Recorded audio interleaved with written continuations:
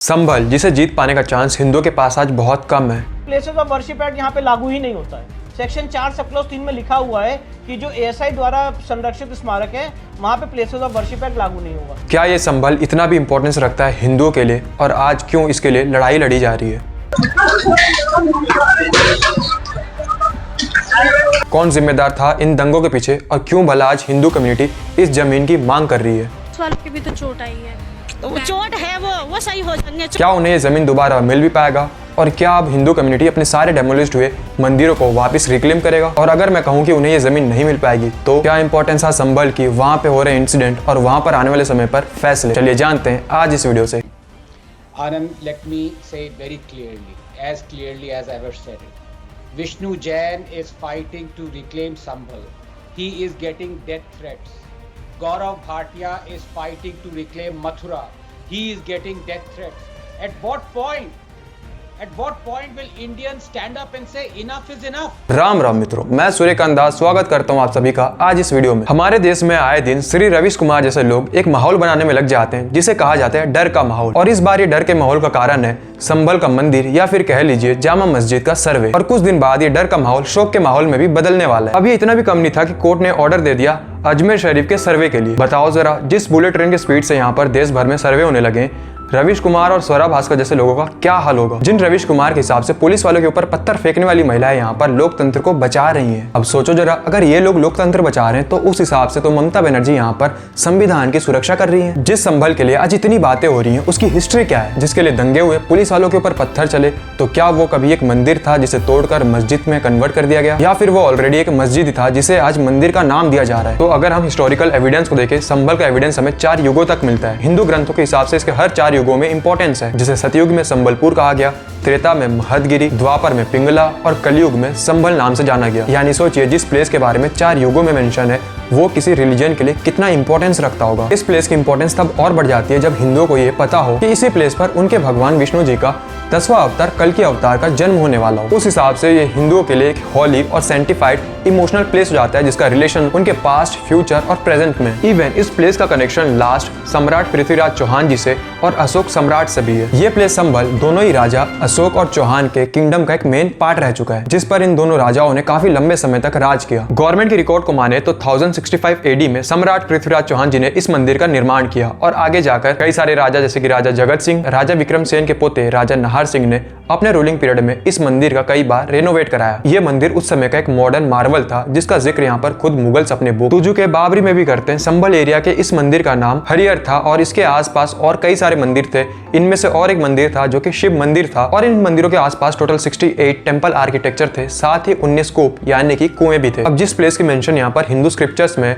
और जिस मंदिर को यहाँ पर हजारों साल पहले बना दिया गया था, आप इमेजिन कर सकते हो कि उस प्लेस की इंपॉर्टेंस यहाँ पर हिंदू कल्चर के लिए क्या रही होगी, और खास करके उन लोगों के लिए जो कि वहाँ पे लोकल्स थे, उस मंदिर के आसपास रहा करते थे और एक लंबे समय तक वहाँ पर प्रेयर भी ऑफर किया करते थे। तो अब ये बात आती है कि अचानक से क्या हो गया कि एक मंदिर रातों रातों मस्जिद में कन्वर्ट हो गया। क्या वहाँ के हिंदुओं को अचानक से ये सूझा कि अब हमने बहुत पूजा पाठ कर लिया, अब कल से हम नमाज ऑफर करते हैं? तो नहीं, यहाँ पे मंदिर का किया गया था डेमोलिश, ठीक उसी तरीके से जिस तरीके से यहाँ पर अयोध्या में राम मंदिर को तोड़ा गया, कानवापी मंदिर को तोड़ा गया, ओडिशा में कोणार्क मंदिर को तोड़ा गया, गुजरात में सोमनाथ मंदिर को बर्बाद किया गया। ऐसे ही टोटल देश भर में 40,000 मंदिर और उस समय के इंस्टीट्यूशंस को बर्बाद किया गया था मुगल्स के थ्रू। और तब यहाँ पर मुगल्स ने संभल के हरियर मंदिर को तोड़कर उसे जामा मस्जिद में कन्वर्ट कर दिया। यहाँ पर जितने भी कोर्ट में एविडेंस दिए गए ये हिंदू पक्ष की तरफ से दिए गए। इवन यहाँ पर मुस्लिम पक्ष चाह कर भी इस बात को झुटला नहीं सकता, क्योंकि खुद यहाँ पर वहाँ के लोकल्स मुस्लिम इस बात को एक्सेप्ट कर रहे हैं कि वहाँ पर पहले एक मंदिर था। इवन यहाँ पर खुद मुगल इन्वेडर्स के बुक में मेंशन है, और उनके लाइफ समरी में भी इस बात को मेंशन किया गया है कि कैसे उन्होंने हिंदुओं से उनके मंदिर को छीनकर उसे मस्जिद में कन्वर्ट कर दिया। ना सिर्फ इतना ही, बल्कि मंदिर में लगने वाले मूर्तियों को तोड़ा भी गया, और उन टूटे हुए मूर्तियों को यहाँ पर मस्जिद के स्टेयर में दफना दिया गया। अब जरा आप खुद सोचिए कि अगर कोई भी रिलीजन हो जाए, कोई भी कम्युनिटी हो जाए, अगर उसे ये पता चले कि वो जिस कम्युनिटी को मानता है, जिस गॉड को वो पूजा करता है, उन गॉड्स की मूर्तियों को किसी ने तोड़कर स्टेयर में चिपकाया ताकि उसके गॉड का अपमान हो सके, तो वो कैसे बर्दाश्त कर पाएगा? और इन सारे एविडेंस का यहाँ पर रिटर्न प्रूफ मुगल्स के सिर्फ एक बुक में नहीं बल्कि 3 बुक में इस बात का मेंशन मिलता है, जैसे कि बाबरी नामा तुजुक बाबरी और आईना अकबरी में। और साथ ही ब्रिटिश टाइम के एशियंटिक सोसाइटी ऑफ बंगाल में तो पूरी एक चीज का मेंशन है कि कैसे मुगल्स ने उस मंदिर को डेमोलिश किया। इवन ब्रिटिश टाइम के एक पर्सन ओरिएंटलिस्ट एनेट वेवरीज ने बाबरी नामा को ट्रांसलेट किया और बाबरी नामा के पेज 687 में ये मेंशन है कि बाबर ने यहाँ पर अपने दरबारी मीर हिंदू वेग, जो कि उसका जनरल था, कि वो संभल जाए और इस हरिहर मंदिर को तोड़कर वहां पर मस्जिद को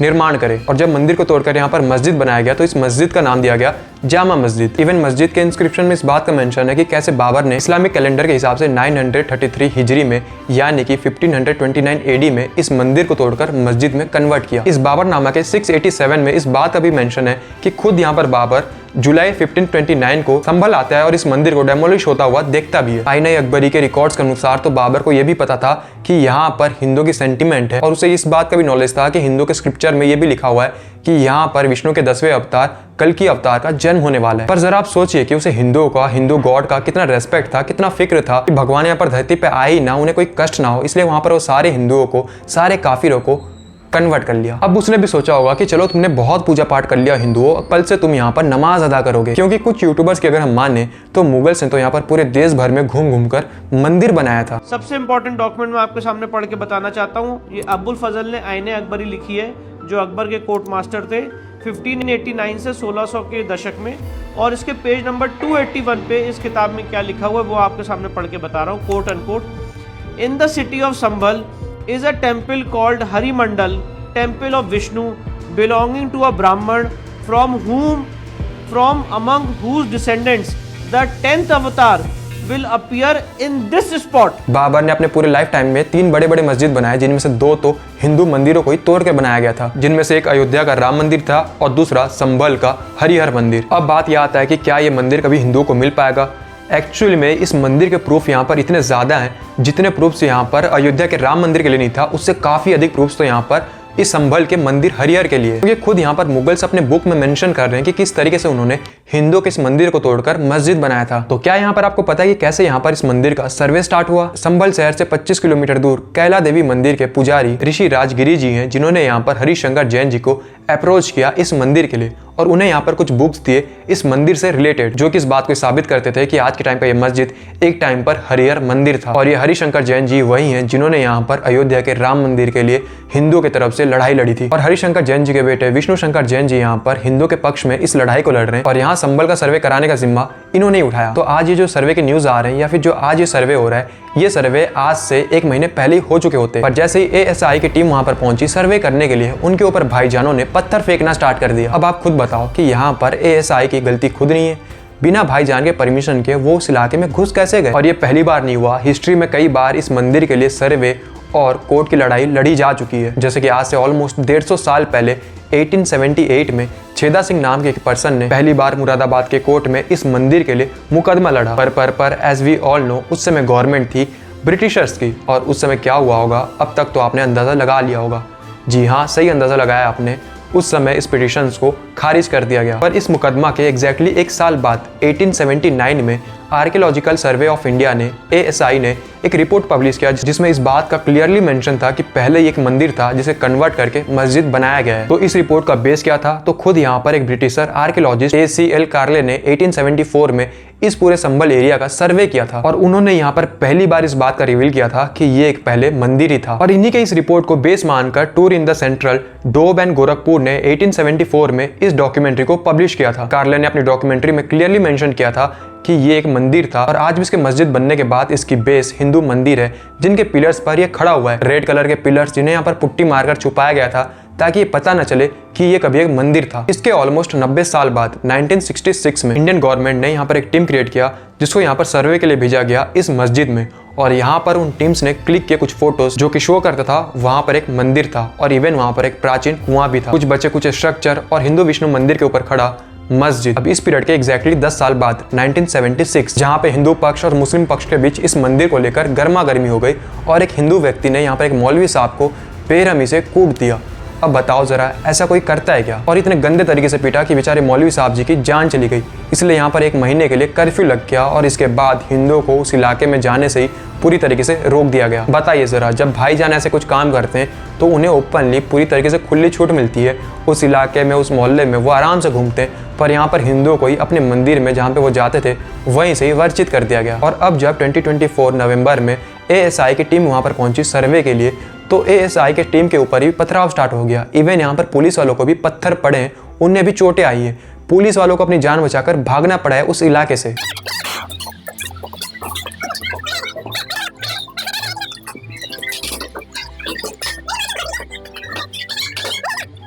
अब जरा आप सोचिए कि ना तो यहाँ से कोई RSS वाला जा रहा था और ना ही कोई हिंदू अपनी रैली निकाल रहा था अपने भगवान का, जिसका यह बहाना देते हैं हर बार पत्थरबाजी करने से पहले। पर स्टिल हमारे प्यारे मजहबी भाइयों ने संविधान का पालन करने वाले लोगों के ऊपर ही पथराव स्टार्ट कर दिया। और तो और जो रिपोर्टर्स भी वहां पर पहुंचे थे रिपोर्टिंग करने के लिए, उन तक को नहीं छोड़ा गया। इवन पुलिस वालों के ऊपर भी फायरिंग स्टार्ट कर दिया गया। अब बताओ पुलिस वाले भी इसमें क्या करे? अब अगर पुलिस वाले अपने डिफेंस में फायरिंग भी करते हैं तो उसे ऐसा दिखाया जाता है कि जैसे मानो पुलिस वाले यहाँ पर मजे मजे में फायरिंग कर रहे हैं। गोली भी चलाई गई पुलिस की तरफ कैसे? अब पुलिस की तरफ से आप बता रहे हो भाई गोली चली है, कोई कह रहा है कुछ इस तरह, कोई यदि ऐसे कर रहा है तो वो दिखाने के लिए भी होता है, ऐसा नहीं है उसमें गोली चलाई रहे। वीडियो बड़ा वायरल हो रहा है, उसमें दिख रहा है कि एक पुलिस के अधिकारी जो हैं वो ऐसे चलाकर गन दिखा करके फायर कर रहे हैं। एक बात बताओ, पहली बात तो ये है हमें आत्मरक्षा का अधिकार है, हम कोई मरने के लिए भर्ती थोड़ा ही हो रहे हैं पुलिस में। अरे भाई हम इनसे मार देंगे, मरने के लिए भर्ती हो रहे हैं पुलिस में?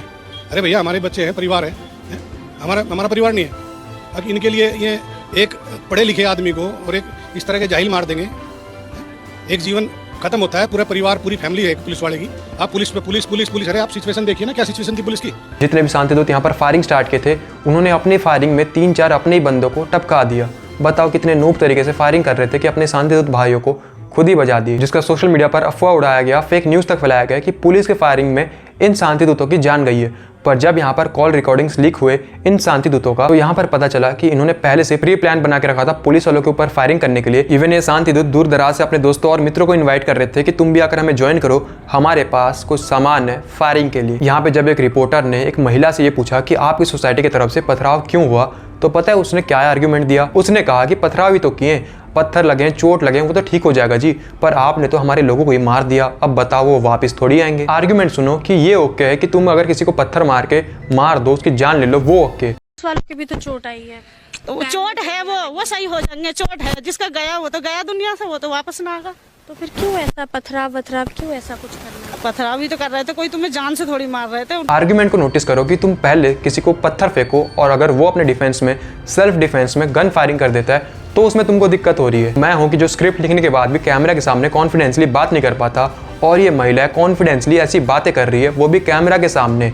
भाई कॉन्फिडेंस हो तो ऐसा हो, वरना हो ही ना। अब ऐसी प्यारी खातूनों को देखने के बाद रवीश कुमार जैसे लोग कहते हैं कि वो तो जी लोकतंत्र को बचा रही है, लोगों का सर फोड़ के। पुलिस के ड्रोन रिकॉर्डिंग सामने में आया, जहां पर ये क्लियरली दिख रहा है कि सर्वे करने आने वाले लोगों के ऊपर पहले से पत्थर फेंकने के लिए घर के छतों के ऊपर पत्थर जमा करके रखे गए थे, ताकि वो जैसे नजदीक में आए उनके ऊपर पत्थर फेंका जाए। उल्टा ये लोग पुलिस वालों के ऊपर इल्जाम लगा रहे हैं कि आपने फायरिंग क्यों किया।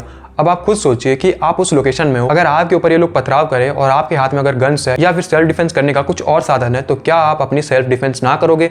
ऑब्वियस सी बात है, आप अपनी रक्षा पहले करोगे। तो बस इसीलिए ही तो पुलिस वालों को भी गन्स दिया जाता है, ताकि वो सबसे पहले अपनी सुरक्षा करे, लोगों की सुरक्षा करे। पुलिस के हाथों में सुरक्षा बल होने के बावजूद भी, गन्स होने के बावजूद भी, इतने भारी मात्रा में होने के बावजूद भी पुलिस को यहाँ पर गोली लगी है।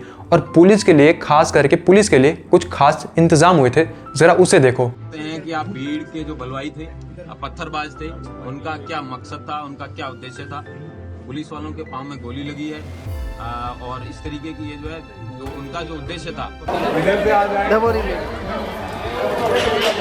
अब जरा आप खुद सोचो, अगर ये पुलिस के लिए इंतजाम हुए, अगर कोई नॉर्मल पर्सन उस इलाके में जाता तो उस दिन उसके साथ क्या क्या हो जाता। पर स्वरा भास्कर जैसे लोगों को इस चीज से कोई भी फर्क नहीं पड़ता कि पुलिस वालों के ऊपर गोली चले, उनको गोली लगे, कोई फर्क नहीं पड़ता। उनका लॉ इन्फोर्समेंट तब खतरे में आ जाता है जब कोई पत्थरबाज अपनी गोली से निपट जाता है। पता नहीं क्यों इनकी ये सिंपैथी कहाँ निकल जाती है, कहाँ चली जाती है। उस समय जब गोपाल मिश्रा को बेरहमी से मारा जा रहा था, राणा ऐप जैसे लोग, उनको बांग्लादेश में हो रहे हिंदुओं के ऊपर अत्याचारों से कोई मतलब नहीं है, पर संभल में शांतिदूत नू फायरिंग करके अपने लोगों को टपका रहे हैं, उन्हें उस बात का चिंता है। यहाँ तक मैंने आपको बताया संभल की हिस्ट्री, संभल में भी घट रहे इंसिडेंट के बारे में। अब संभल में फैसले क्या हो सकते हैं उसे जानते हैं। जैसे कि कुछ यूट्यूबर, कुछ लोग यहाँ पर बात कर रहे हैं संविधान के उल्लंघन का, कुछ आर्टिकल्स को कोट करके, सेक्शन 3, सेक्शन 4, 15 अगस्त 1947 लॉ के अनुसार जितने भी रिलीजियस प्लेस है 1947 के बाद उनमें कोई छेड़छाड़ नहीं हो सकता, उनमें कोई सर्वे नहीं हो सकता। ये कहकर वो कुछ ऐसे बचे जा रहे हैं जैसे मानो उन्हें संविधान का कितना फिक्र है। पर जैसे ही हम सबको पता है कि इनका संविधान का प्यार तब तक रहता है जब तक संविधान का फैसला इनके सपोर्ट में हो।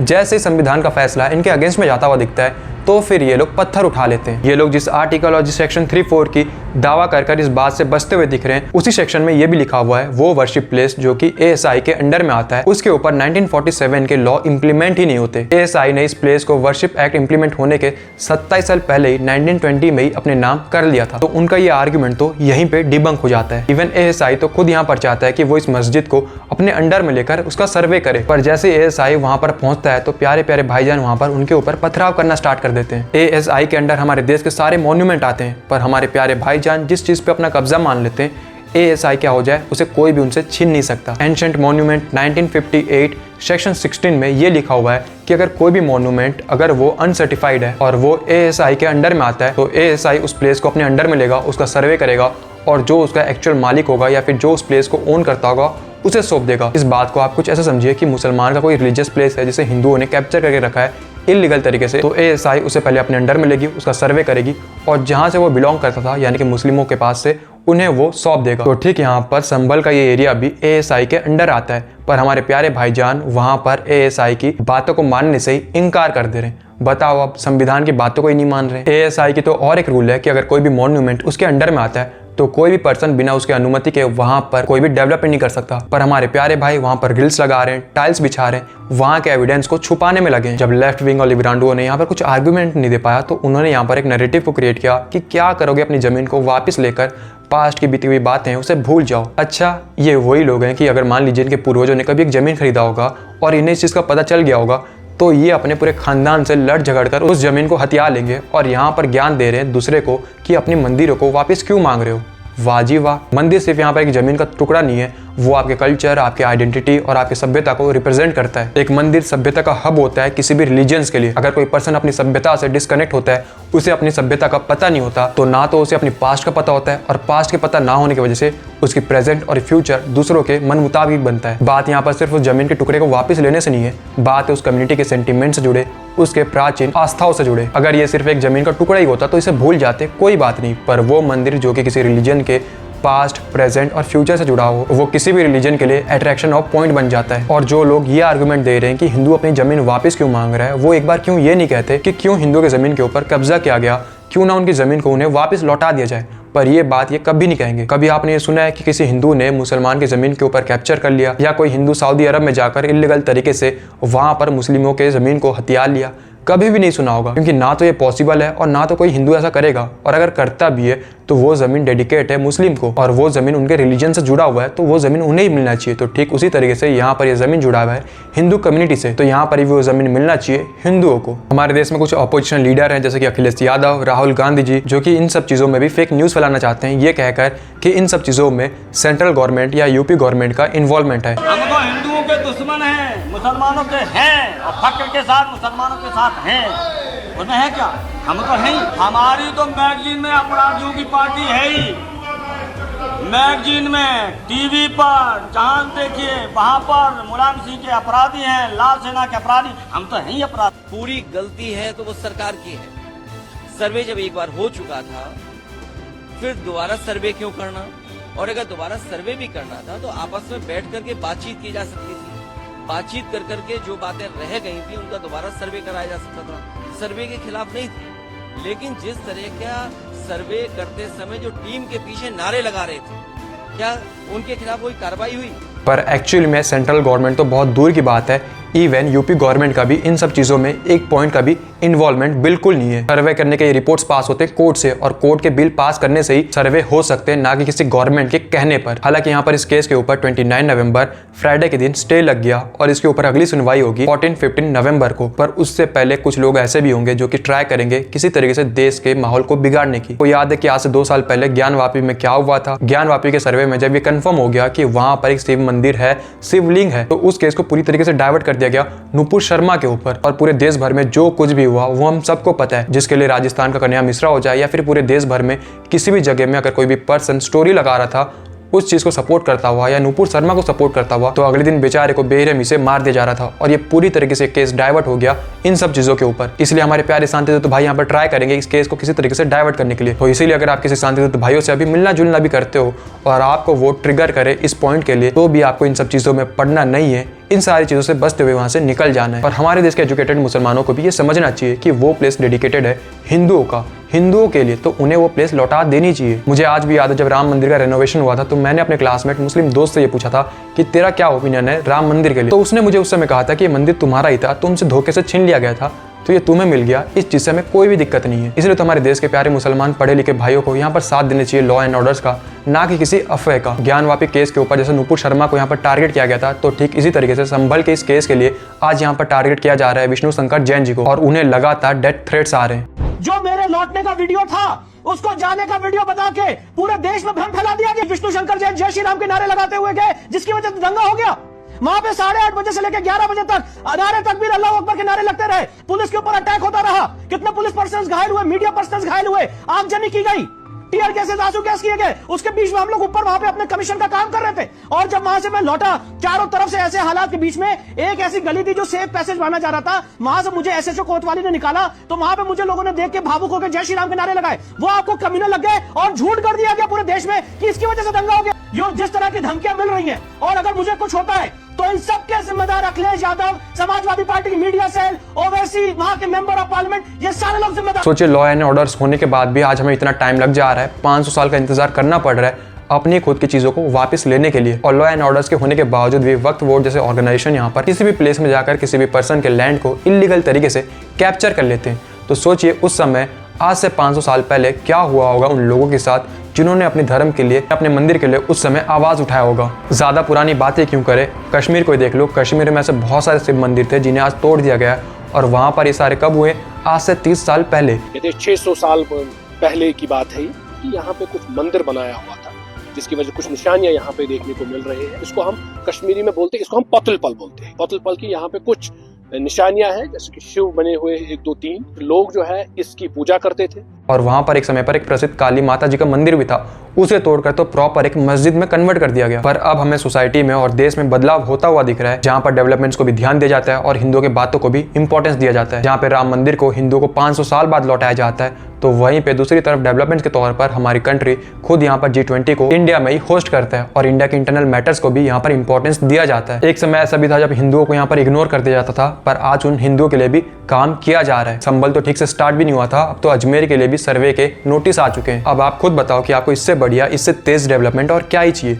वैसे अगर आपको अजमेर के ऊपर एक वीडियो चाहिए तो आप मुझे बता सकते हो, मैं उसके ऊपर एक वीडियो जरूर लाऊंगा। और आप अजमेर के बारे में क्या सोचते हो, कमेंट बॉक्स आपके लिए खुला है, कमेंट बॉक्स में अपनी राय जरूर बताओ। मिलता हूं मैं आप सबसे किसी और एक वीडियो में, तब तक के लिए राम राम।